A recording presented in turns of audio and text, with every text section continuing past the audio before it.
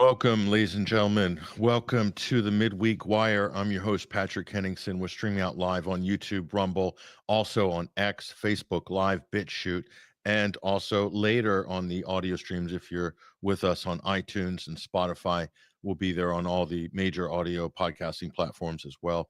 Thank you for joining us. Now, last week, we spoke to one of the crew members in the Global Sumud Flotilla, Yara Madarelli, and she gave us her firsthand eyewitness account of what happened to her and just what it was like, the experience on the Gaza flotilla. Now, a lot has developed geopolitically since then, including the situation in Gaza and what's to become of this ceasefire that we currently have.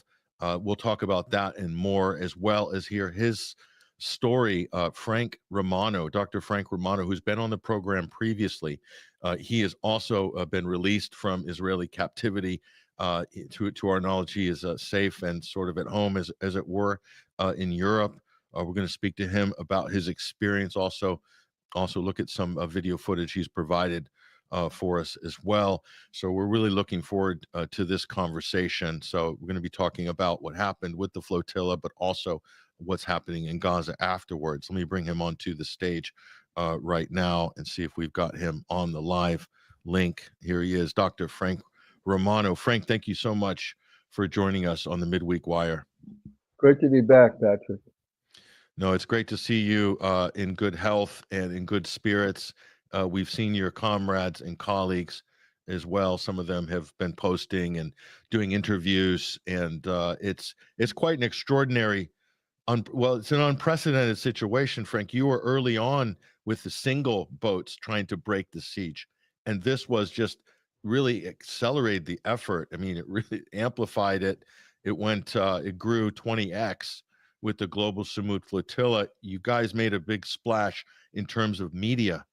I was blown away. The mainstream media were covering after the drone attacks on some of your boats. I was shocked, and I just thought, okay, we're in a different space here. And from that point of view, you guys have done quite a great service to this issue right now. But without further ado, Frank, just tell us your story, about what happened with the previous boat, this effort, the journey to Gaza, and we'll go through some of the other details of that, as well as images you've showed us. But go ahead, Frank. Yeah, thank you, Patrick. I was actually on the Madeleine. I headed to Gaza from Catania, kicked off because the FFC had a rule you have to have two journalists, and I had to give up my place to a journalist begrudgingly. And then I went to start working on the gondola with the deal I had with the FFC. The next boat goes out, I got to be on it, and I'd like to have some responsibilities other than just following orders and leadership. And so they agreed, got on I went to Honduras. The Honduras was in Augusta. We're just an hour away from Catania, where the Madeleine had just launched. And there I'm with this boat, this former fishing boat. Nothing's done. There's no flag. There's no insurance. And we've been talking to the media, such as yourself, Patrick, and saying, look, the idea is to get through the People's Corridor, follow the Madeleine, and then break the siege along with the Madeleine, and then follow with more boats. And I looked at the gondola. I said, we've got several months of work here. The gondola was stuck in Augusta for over a year because they couldn't get a flag, couldn't get insurance. You have to have both to leave a port, or the boat stays at port forever. Finally got it, launched. And we were intercepted. We got very close to Gaza. We got so close to Gaza, within 50 nautical miles, Patrick, that we could even feel the amazing resistance and their love. And there were thousands of people on the beach waiting for us, and got intercepted. We were then taken to Ashdod, processed and then imprisoned and difficult. We were on a hunger strike and a water strike and then released. But this time, well, let's take it in order. After I left, I was deported to New York. I wanted to be deported to Paris, but they insisted I go to New York. And finally got to Paris. I was pretty tired, I must say, after this. It was a tough voyage. I'd been on the gondola for 2 months before that, preparing it and everything, a month or so. So it was a real challenge. But I sent my application in for the Global Sumud Flotillaand, Patrick. No response. I mean, the apparently had tens of thousands of applications. It kind of got lost, in the shuffle. And then finally, a friend who was already there in Barcelona said, and he didn't. This is amazing. He didn't lecture me and say, "Look, Romano, come on. You've been talking about getting a whole bunch of boats, following your boat, the Hondola, and I'm the owner of it. And now where are you? You should be in Barcelona." He didn't do that. He just said, "Romano, just come." And so much between the lines. I went, I'll check it out. So I went to the airport in Paris. I had 2 tickets, one to Barcelona and one to California to see my 3 kids I haven't seen since Malta. In the Malta disaster where the conscience was bombed. I hadn't been home to the West Coast yet. That's another one of my homes with my kids. And I called them up and said, "Look, I've got to go to Barcelona. I got to check it out." I get there late at night. I'm tired. I'm still wondering, did I make a right decision? My kids were understanding, but it's late at night. I'm still burnt out a little bit from the gondola, and I get to the shore there with 20 boats lined up, and then they were having a meeting with Paco's in charge, and I saw people from the gondola, my friends. I said, "Hey, the energy's there. I forgot my fatigue and just went with it." And then we were off from Barcelona. It took a lot of preparation, and then we got from Barcelona when we were on our way to Tunis to join up with other boats. We're joining up with boats from Tunisia, from Italy, and from Greece. When we get to Mallorca, we had some issues. So there were some people that it just wasn't working out, Patrick. We were really a nonviolent operation, and some people really got a little bit over the top, and we had to ask them to please leave the boat, and we had to discharge a few people at Mallorca, bring on supplies. Some people were sick. We had to we had to take them there.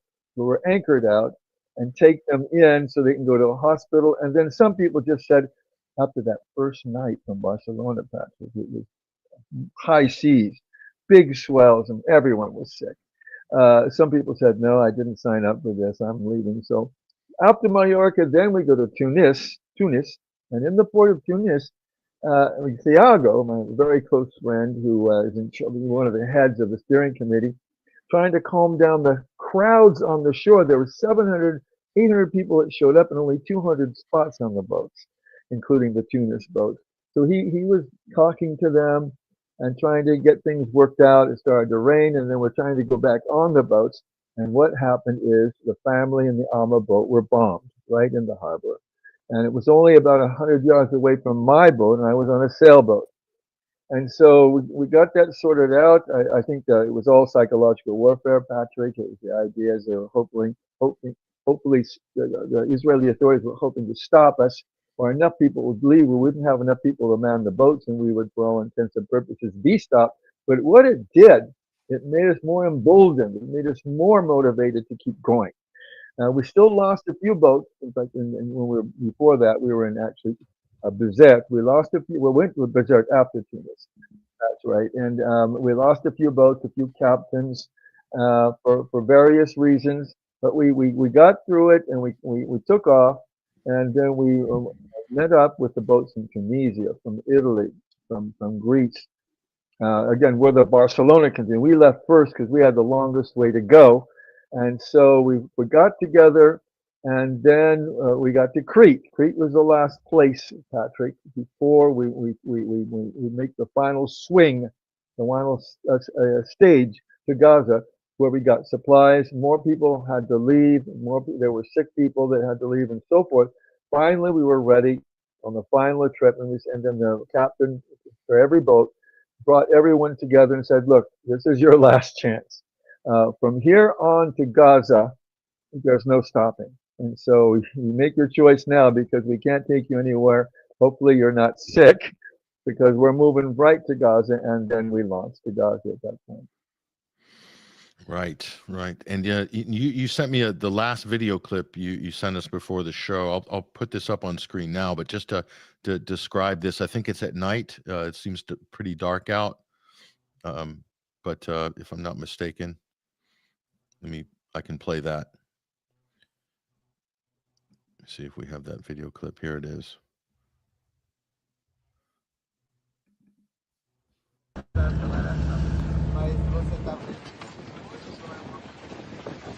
This is Frank Romano and Victor. Hi. We're on the Pelucho Decimo sailboat, part of the Global Sumud Flotillaand. We are arriving in port on our way to Gaza. We are on our way to Gaza.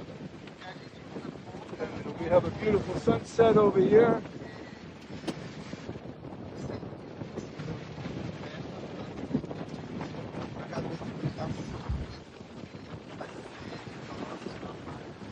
I won't take your picture.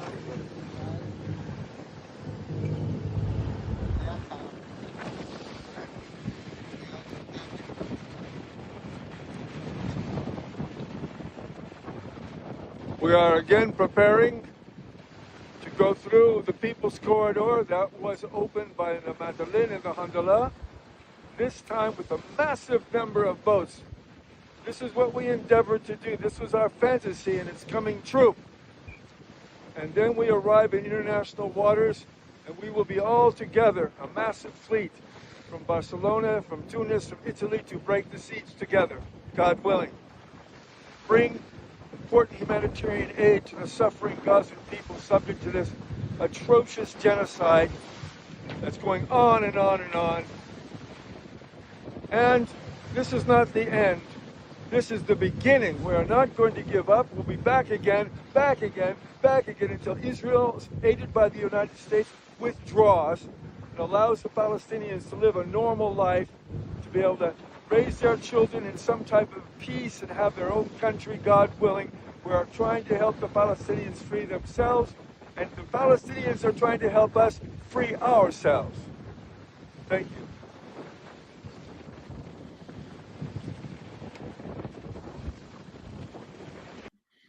So that would have been around sunset, Frank, and you're sort of looks like leaving Crete and heading south into near Israeli controlled waters. I don't want to say territory because it's not officially theirs, but yeah, I mean, so that was the Spectre. That was the name of the boat you were on, right? No, actually, this clip, and again, maybe we can do an updated interview, and I can bring in when we did our last stage, because I just didn't have enough time to find those videos. That actually was a Paluzzo Decimo sailboat, and it was from Barcelona.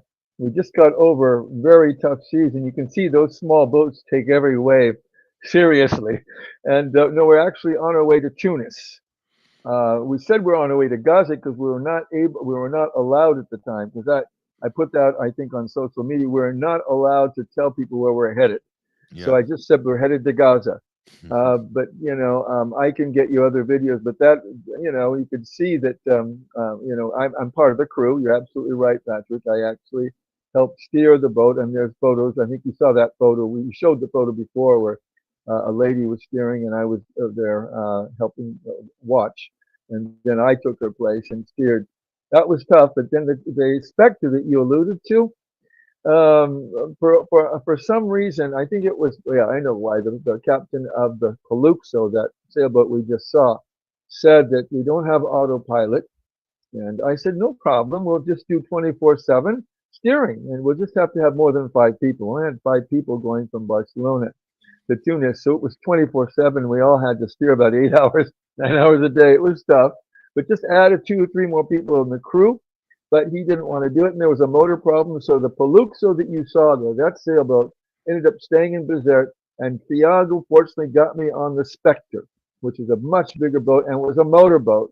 So, and I did offer to learn how to steer, as I'd done the Hondola. The Hondola, I steered, the boat that was went to Gaza about a month before that and was intercepted.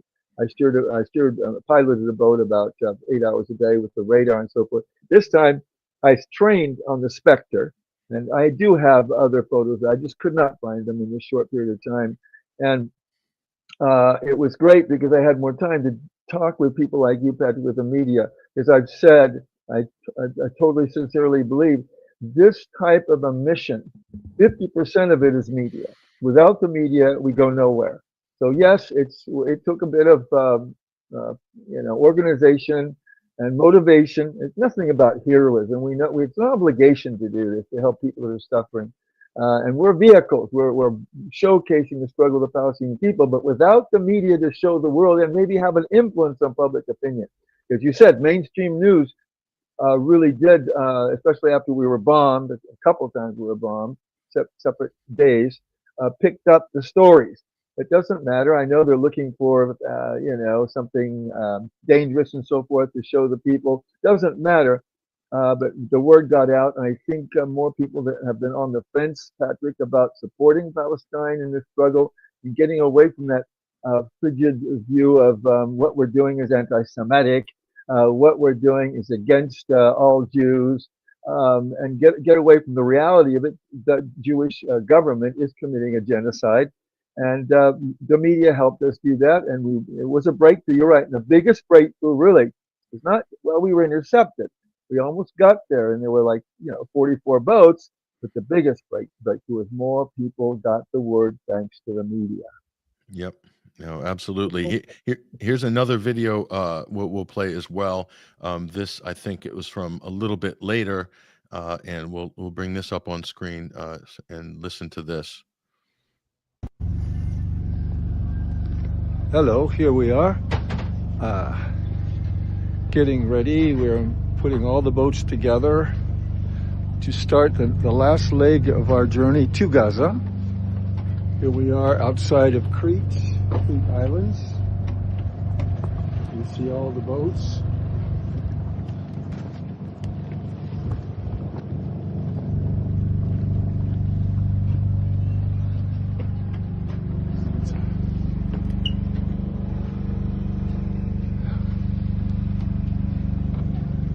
We are towing a boat. It's like an old fishing vessel that perhaps the motor's not working. Anyway, we are waiting for the final decision to group together the boats from Barcelona, Tunisia, Italy, and Greece, and finally head on our last leg to Gaza. It should take about 5 to 6 days. God willing. You see all the boats there in the cove over there. And we are very, very upbeat. We want to send a message to the Gazan people, to the Gazan Palestinians. We're on our way. You have not been forgotten. We're going to open up the People's Corridor. Then we're going to break the siege, inspiring other activists to follow us. So in other words, we're not giving up on this. We'll have massive number of boats by sea, and then hopefully a massive number of people continuing the March to Gaza movement in coordination eventually until Israel has to withdraw from Gaza with its aider and abettor United States, war criminals, and from the West Bank, and we can help Palestine to free itself. And as I've said a million times before, Palestine has led the way to the world to show we can resist this military-industrial complex. We can resist this money powers that control the entire world today, to either directly or with respect, or indirectly with respect to Russia and China. They, anytime any country that doesn't agree with the United States or Israel does something different, they're subject to sanctions. But we are saying we're going to free ourselves from the claws of this military-industrial complex, money interests that control us, this oligarchy, the stifling, vicious, evil oligarchy that controls us, including that's really pushing to exterminate the Gazan Palestinians. We will free ourselves from that, God willing. Right, Frank, there we are. Now, it was great because of the connections. I know some of people had Starlink connections and other satellite internet, but you were able to get us video clips which we then disseminated on the different news programs. So that worked. That was really good. And just getting a sense of what was going on there. So how was that last leg? There must have been some apprehension, because at the end of the day, you've been through this before, Frank, but you don't know for certain how it's going to end up. What was that like for everybody? Now, first of all, and you alluded to it, I was on the Spectre, not on the sailboat. I was on the motorboat, and I should have identified it. But right after I spoke that night, we were bombed again. And this time, it wasn't just the Alma and the family boat. The Spectre, my boat, was also bombed. There was a huge explosion next to it, and there were these loud bangs up on top deck. And some of the members of the crew went up, and they realized they were kind of fuming. They looked like gas bombs of some type, and they covered them and threw them off deck. It turned out that they were hydrogen sulfide bombs that if you get a little whiff of it, it can really, trigger lots of allergic reactions in your nose and your mouth and your lungs. If you get a big whiff of it, it can cause cardiac arrest and it can kill you. So they threw it off deck, and also the Alma and the family, I think, were bombed again in 2 other boats. I think 1 or 2 boats were incapacitated after that bombing. And after that bombing, in Crete, that's when Italy went ballistic, and the whole country. And finally, the Italian government then sent a boat. The Spanish government sent 2 boats to quote unquote protect us. The Greek government, because we're outside of Crete right now, sent a boat to protect us in Greek waters, not in international waters. And the Turkish boat also was sent, and it provided drones to cover above, so it hopefully would deter other drones from bombing us. So here we are now on the last leg. And then we hear, and this was unsettling, it's something to be taken seriously. Ben Gavir gets over the air and says, we are going to treat Global Sumud Flotilla activists like terrorists. And you take that seriously, because it's already tough to be in jail in Israel, already, especially when we're in prison. The processing is the processing, but we figured we know how the Palestinians are treated. All of them, whether terrorists or not, are all considered terrorists, and they're tortured, and they're given longer prison sentences. So I expected anything. In fact, when I was in prison just a month earlier, the prison officials, the agents from the Israeli government, warned me, said this is going to be your third. If you come back a third time, because I've been in jail before, I already was subject to a 10-year ban when I was on the gondola going into Gazan waters. This time they said a third time will give you a minimum 3-year sentence. So I was thinking, well, are they going to apply? They lie a lot and they try to intimidate. I didn't believe it, but I'm maybe calling their bluff now. Now I'm calling their bluff. So we arrive. So international waters. But I'll tell you what, Patrick. Anytime we get into international waters, I don't know if you can guess why I'm extremely relieved not to be under the jurisdiction of any country. I don't know if you know why, but I remember we had problems getting the gondola out of Augusta. You have to have a flag, you have to have insurance, and you have to have a port authority authorization. And I remember several years ago, there were 5 Freedom Flotilla vessel boats that were stopped in Greece. And the Israeli officials, I think, paid a lot of money to the Greek government to stop the boats, and they were stopped indefinitely. They could not go on to Gaza, and I'm always afraid, being jurisdiction of any state, that for one reason or another, we won't be allowed to leave. And once we're in international waters, they theoretically cannot touch us. And then, of course, we have other challenges. Now we're on our way to Gaza. Now we're on our way to the Orange Zone. And they called the Orange Zone is the farthest distance away from Gaza where Israeli commandos have intercepted boats, and that's about 120 nautical miles from the shores of Gaza. So we get into the Orange Zone, and then, well, I didn't expect any boats even to accompany us, Patrick, but all the boats left at that point, saying, well, we cannot accompany you into the Orange Zone and you can't into Gaza. Now, it's completely their international law obligation to do so under the International Court of Justice decision. We can talk about the legal stuff later, but they didn't. I was hoping they would, but at least we never expected any boats to accompany us or even to try to protect us. At least that was one step and maybe subsequently we'll have more of these boats, and perhaps they will realize that their obligation is to take us all the way to Gaza to help us unload humanitarian aid. But now we're thinking, Patrick, is sort of in line with your question, what's going to happen? What's going to happen? Some people are telling me turn back. People are saying turn back. This is a war zone now. There are 44 boats. Do you think they're going to take the time that they did with the Madeline and the Hondola and they're going to come by with the Zodiacs? They're going to intercept, and then they're going to accompany you to Ashdod and then process you. They might bomb you. It's just too much, and you're in a war zone now, and you're all accused of being terrorists. You're all accused. You're all accused of being terrorists. So they might feel justified. They might be a little frantic, and when they're a little bit desperate, bad decisions are made, and then after that, after boats are sunk, people are killed. It's like, sorry, we made a mistake. We've heard that one before, especially when it comes to victims of the Israeli and American armed forces and others. So all these contingencies are floating through our minds. But you know what, Patrick? We stayed upbeat. We sang together. We prayed together. We helped each other out. When some of us were sick, we helped each other. We medicated each other. And we were so united. It was amazing that actually, I don't think we were too worried. We just felt, well, we're together. We're in this together. And we didn't think about us so much, Patrick, because really, again, we're vehicles. We're thinking about, well, whatever we go through here is nothing to compare to what the Palestinians go through. And it's unnecessary risk to bring the world's attention to this genocide. And hopefully we will, and hopefully we'll get in.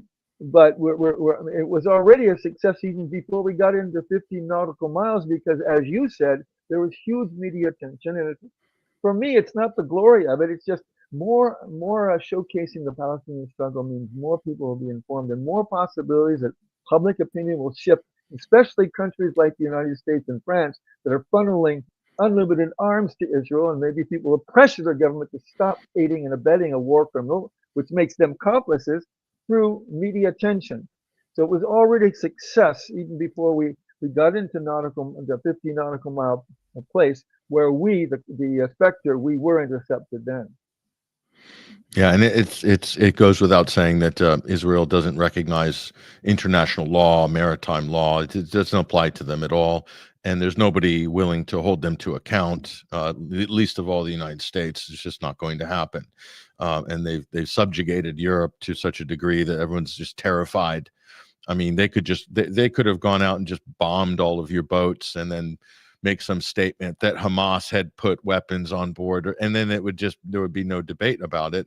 But so now we're getting closer to Gaza here, and let me just bring this up on screen as well. And there's some of your cohort there. I mean, Greta Thunberg also brought a lot of attention to this in the West. I mean, just her presence alone had a kind of a transformative effect on the media coverage, in that the media had to report, because if anything happened to her, that's a big story. So they didn't want to be caught unawares on that. So that was important. There are some other people from other countries that got international coverage as well. You see Tiago Avila and Rima Hassan and others. The Irish comedian Tag Hickey got a lot of coverage from the Irish side as well.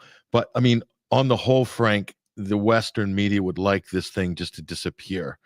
I mean, it's not something that they want to have to deal with here. And I think here's one of your crew members here. This Right. photo who is this person you're with? Yeah, this is what's her name? She's like, she was on the boat from Barcelona. That's the sailboat, and it was her turn to pilot it. And I wish I could remember her name. And she actually got off the boat in Mallorca and then got on, I guess, in Tunisia on a different boat. And all of a sudden that boat didn't go, so she actually ended up going home. She never got all the way to Gaza. But anyway, I think, yeah, her name is Katie. Her name is Katie. Last name I don't remember. Now here we're on the Spectre. We are actually, I'm not sure if this is no, we're actually training. There wouldn't be a hands up and all that, any smiles. We're training. It's not interception, but when interception happened, it would look like this. We have our life preservers on. we'd have our hands up. We were just doing some training here, in between training actually. And you can see me on the upper left corner, and then on the right hand there, his name is Chris. He's a senator from Ireland. So he was a cool guy. He got off the boat, however, before he got to Gaza because his daughter was ill. So he had to return to Ireland in an emergency to be with his daughter who was sick in the hospital, very young baby actually. So there we are on the Spectre preparing, training. We trained every day. And we're training for the commando. So this is sort of the answer to your question between Crete, where we really was on a final leg. We were training very seriously for the interception by the Shayatit 13 commandos. And they are like the Navy SEALs, but I think they have another edge. They're really trained even more to kill, to execute, really, even more, I think, than the SEALs and the Green Berets. They were the ones you might have heard that Shati Hospital in Gaza. There was a problem a couple of years ago. They brought in this commando. This commando is specialized to intercept boats. They're tough and they're basically killers. They sent them to the hospital in Gaza to clean it up because they just could not get in and see what. They cleaned it up all right. They killed babies in cribs. They buried people alive. They killed women and children. They massacred people at this hospital. They're infamous. So we really were careful. We threw our phones out before they arrived and our computers. Basically, you don't want them to confiscate data, but especially if we raise up a computer or a phone, it will look like an arm and they will simply execute you.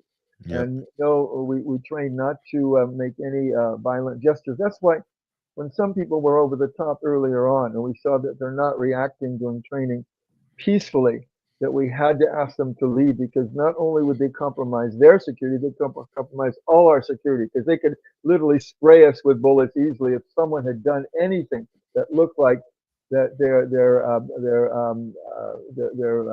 targeting any members of this commando with an arm of any kind.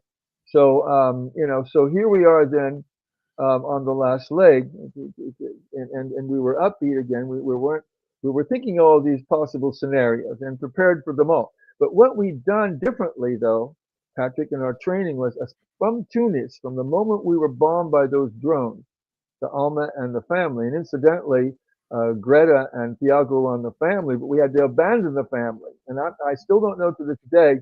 There was a motor issue, but I'm not sure if part of it was destroyed because it was attacked twice, once in Crete, once in Tunis. If part of the attack incapacitated the boat, they had to change and we had to leave the boat there and they went on the Alma boat.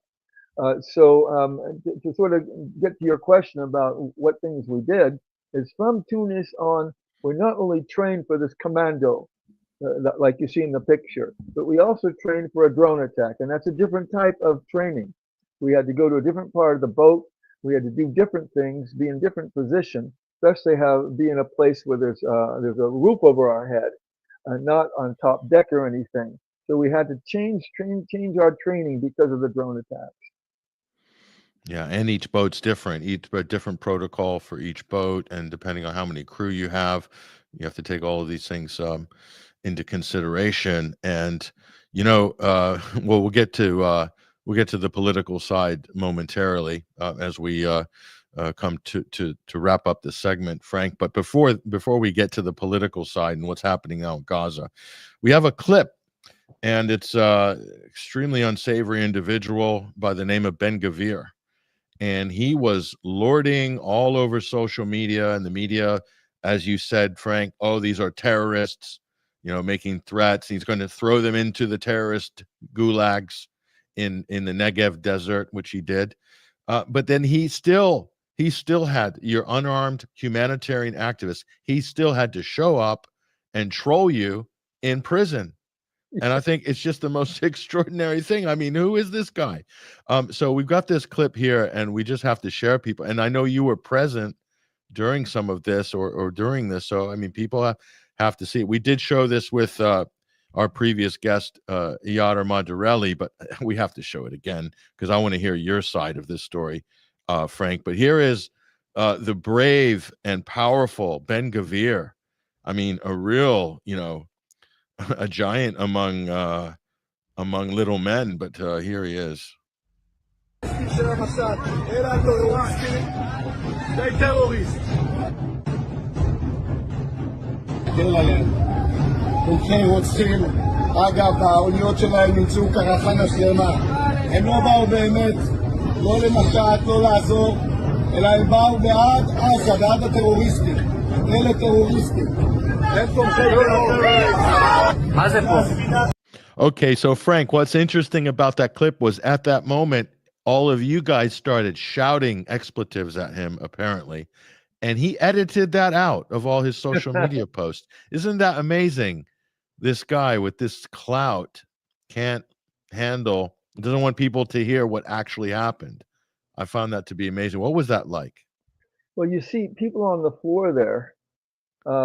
As soon as they were taken out of the boats, the Shatit 13 commanders, they handed us to police, and they put us on the floor. But you didn't see the first. We're outside in the hot sun, basically, and crouching over. They put us in this awful position at first, and it was almost like torture. And some people, I stayed for 45 minutes, so they picked me up and took me to the processing center in Ashdod, and others as much as 3 hours.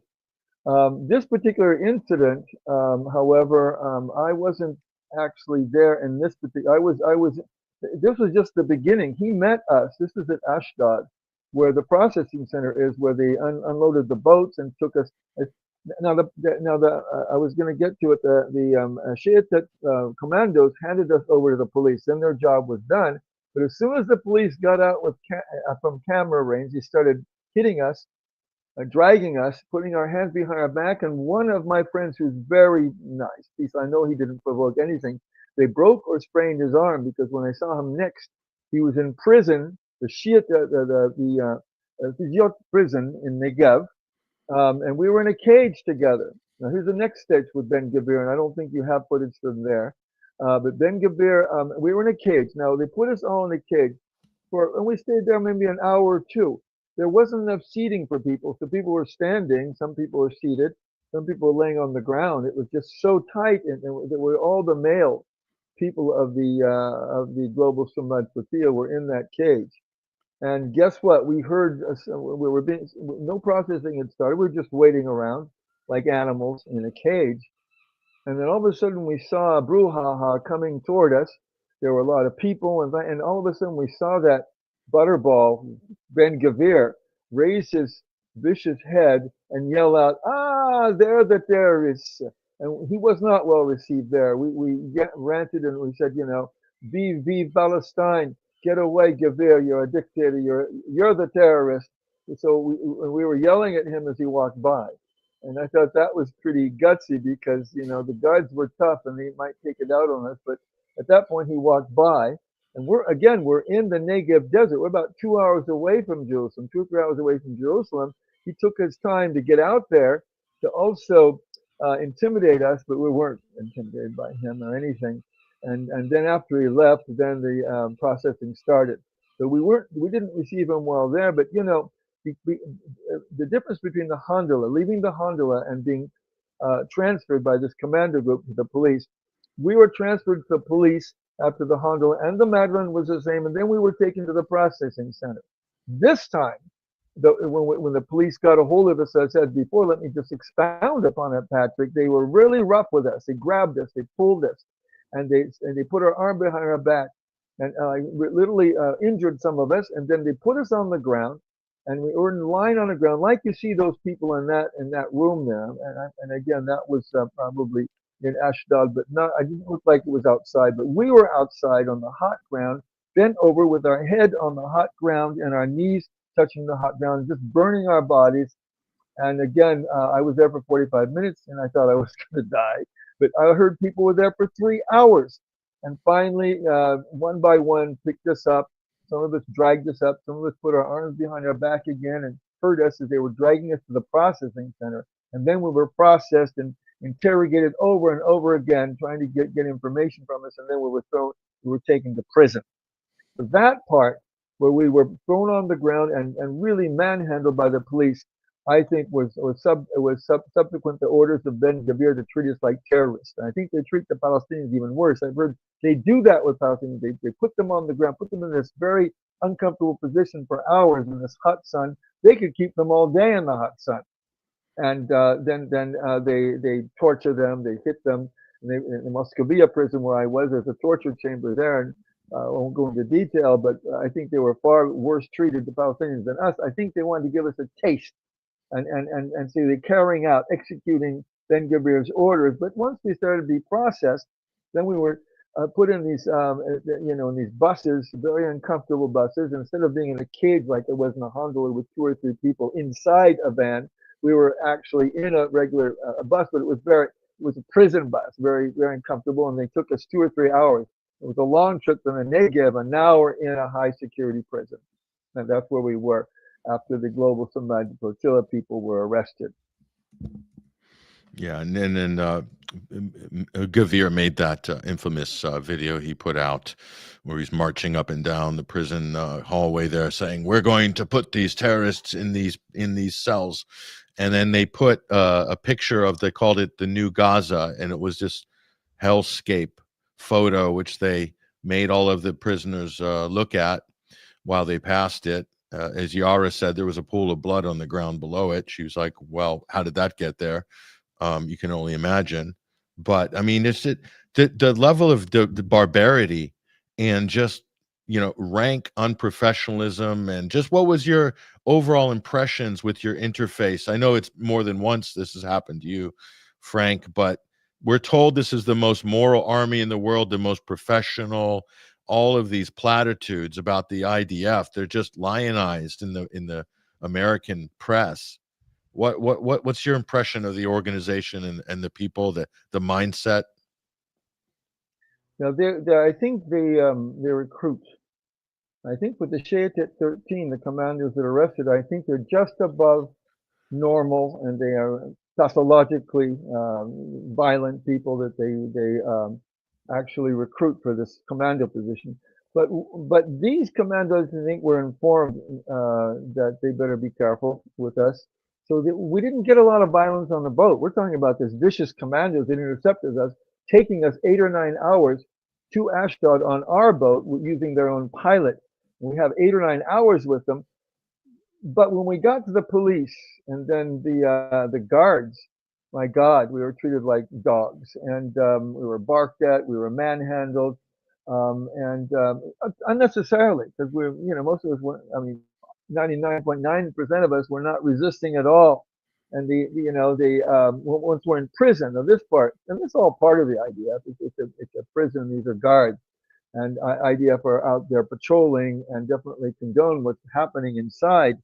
But there was a man, for instance, his name was Paddy from Ireland, 80-year-old man, that wasn't getting insulin, and he could die without it. And they promised us, before they put us in a cell, we got to see a doctor. The doctor said, yes, we'll give you a medication. I'm taking kind of a medication, preventive stuff, and so we'll get it to you by daily. And it took us ranting and raving, yelling and screaming, and shaking the bars and pounding on the doors, because we're lined up, 15 cells lined up in face of another 15 cells. So we actually see the cell in front of us, and we are chanting and yelling and screaming. And finally, the next day, they did bring in a doctor, and apparently the Patty was given insulin. But they promised us, other people did not get to see a doctor, and one person who got off the boat who didn't want to show his passport to the police, and they were grabbed, and he just didn't trust them. But they grabbed him, they beat him, and they put these, and they do it all the time. And they did it to me when I was in jail before the gondola. They put handcuffs on you, and they tighten them so tight that you could see your hand turning black and blue, not getting oxygen. Then they tied his handcuffs so tight, because again, he didn't want to give them. He was protecting the passport. At the end of the day, they got the passport, but they wanted to punish him. They were so tight that he was bleeding. So he showed me the marks on his, on the wrist. It was just awful what they were doing. And then in jail, they pushed you and shoved you and yelled and screamed. Every 2 hours, they're yelling and screaming outside the door, opening the door, throwing people in, taking people out, shifting us around night and day. So it was difficult to get sleep. There was that part of it. And when we did rant and rave for other people, I think there were two people. One, I think it was Hassan, the other Mohammed. They just took away because I think one of the windows was broken in the cell, so they put them in solitary. They didn't bring them back the next day. So we ranted and raved. Finally, they came back, but to punish all of us, they didn't give them breakfast. And it wasn't a problem for me because I was on a hunger strike. I think, at least half of us were on a hunger strike.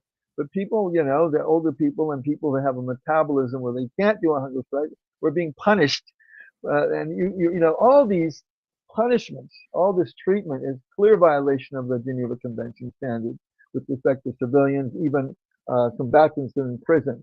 We're civilians and we're in a war zone for sure, but clear violations of the Geneva Convention. So we were being treated like dogs. But then at the end of the day, Patrick, I know Thiago and myself were interrogated separately by high-level government representatives, and now they're trying to get information. They get nothing because we give them what is public on public media and nothing more. But now I can go into it. But they asked me some stuff. It looked like the government was getting desperate and they needed a little bit of help, and they chose Thiago and myself to kind of interface between the Global Sumud Flotilla people and the Israeli government. And I can go into it later. Yeah.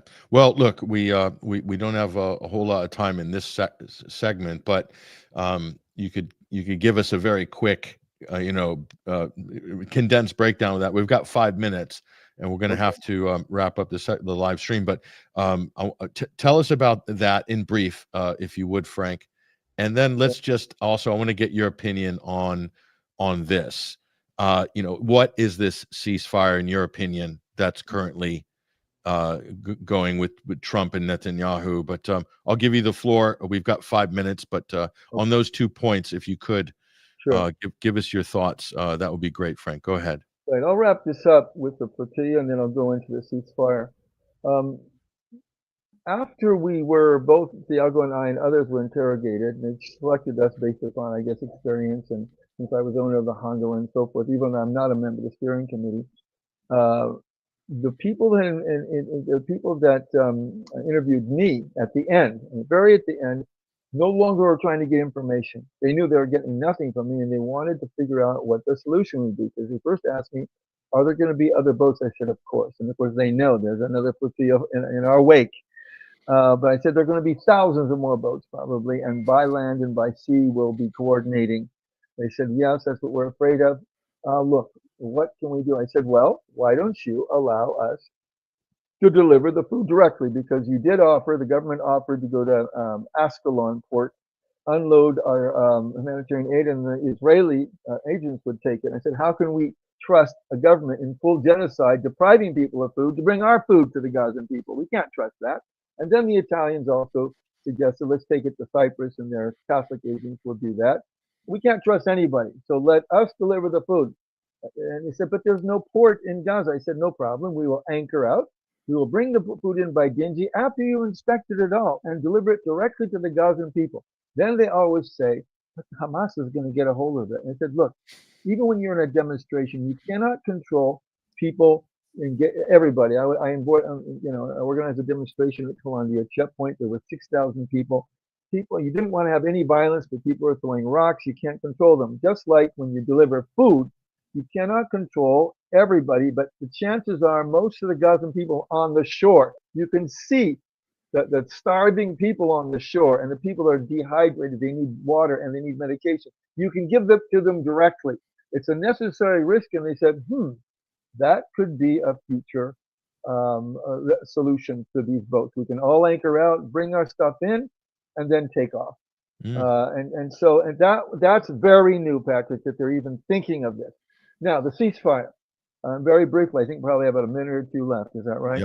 Yep. Ceasefire, very weak agreement. It was basically a hostage exchange deal. After that, you have two extremely weak points and others. Bringing on Tony Blair with his ignominious record as when he was a part of the quartet from, I think, 2007, 2015, complete failure with Palestine. And also he misled the British people about Iraq, has no credibility, but he's a friend of Trump. So Trump wants his cronies in.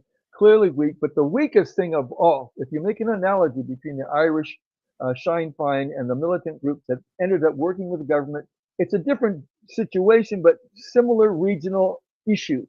And the original issue was so important for Ireland is all the militants were involved in negotiations. In this ceasefire deal, the Gaza and the Hamas, Islamic Jihad, all these actors in Gaza, they are out of the discussion. So they should be a part of it. And then finally, and so it makes it very weak because we have a deal that was signed by Egypt, by Qatar, by Turkey, and the United States that means what? And the last thing is simply a very weak allusion to, well, when all this is done, maybe we'll think about the possibility of Palestinian statehood. All this is so vague, and requiring Hamas to lay down arms without getting anything tangible is absolutely ridiculous. Yeah. Yeah, I mean, let me see. We got a minute left. From an American point of view, Frank, from one American to the other, this is just abject humiliation to have our president have to go in front of an Israeli legislature and do a Dean Martin celebrity roast routine, considering everything that's going on, and not even bother mentioning the Palestinian state issue, not bother mentioning the genocide, as if it didn't happen. Instead, he's cracking jokes. I mean, Yeah. it's a really, Trump might think that he is lording it, but he's actually showing a total humiliation for the United States and the office of the presidency. Your final thoughts on Trump and where this is going, and we'll wrap it up. Go ahead. Yeah, Trump, he made his he made his tour of the Middle East. He's like an overgrown kid that's fishing for approval by his parents. He wants really people to think he's a hero, that he's doing something right. He's fishing for compliments, and unrealistic, completely saying the war is over, but he doesn't care. He simply wants people to applaud him like a big kid or a little kid that's insecure. And we saw that clearly, literally compromising any credibility he could ever have. And I think it's an ingredient. Him and this whole 20-point deal are ingredients for failure. Yeah, it's well, we'll see what happens. Despite the victory lap, we'll see what really happens in the next couple of weeks. I am praying that this is a permanent ceasefire, as we all are, Frank. But by the same token, us in the media and if you as a human rights campaigner need to be vigilant, and you are, and we are vigilant as to the realities of who you're dealing with here. But again, our prayers with the Palestinian people, and thank you very much to you and the crew. We salute your efforts, and it has made an impact, and we hope that it's going to lead to more positive things down the road. It's just one stone in the lake, but the ripple effects will continue. And if necessary, there will be more flotillas, I'm sure. But Frank Romano, thank you so much for joining us on the Midweek Wire. Thank you, Patrick. And we'll have more. But I'm hopeful too. Out of all that, I'm very hopeful that this will be permanent, and then we could work on reconstruction and Palestine could be one state and live a normal life. No, you're not alone there. Thank you, Dr. Frank Romano. There he goes, ladies and gentlemen. We'll continue this conversation in future programs. And again, thank you guys for tuning in. We really appreciate everything, including your support for this program. And we will be back on Sunday with the Sunday Wire with another live broadcast. Check out 21stcenturywire.com. And please, if you consider supporting this media platform, we need your help now more than ever. We have various options there on the donate page, or subscribe and become a member at 21wire.tv. All options there. At our website, upper corner there, you'll see the gold button. It says donate here. Different options we can cater for, including crypto, if that's your thing. But that's all we've got time for. A tremendous conversation, again, with our guest, Frank Romano. We'll be back with more Sunday and next midweek as well. So things are really heating up on a number of different fronts, and we're going to be there with news and analysis and for you guys as well. So again, thank you for joining us. We'll see you very soon. And in the meantime, we'll go in the outro with we won't do any music this time. So it's going to be a hard break. But take care, everybody. All the best.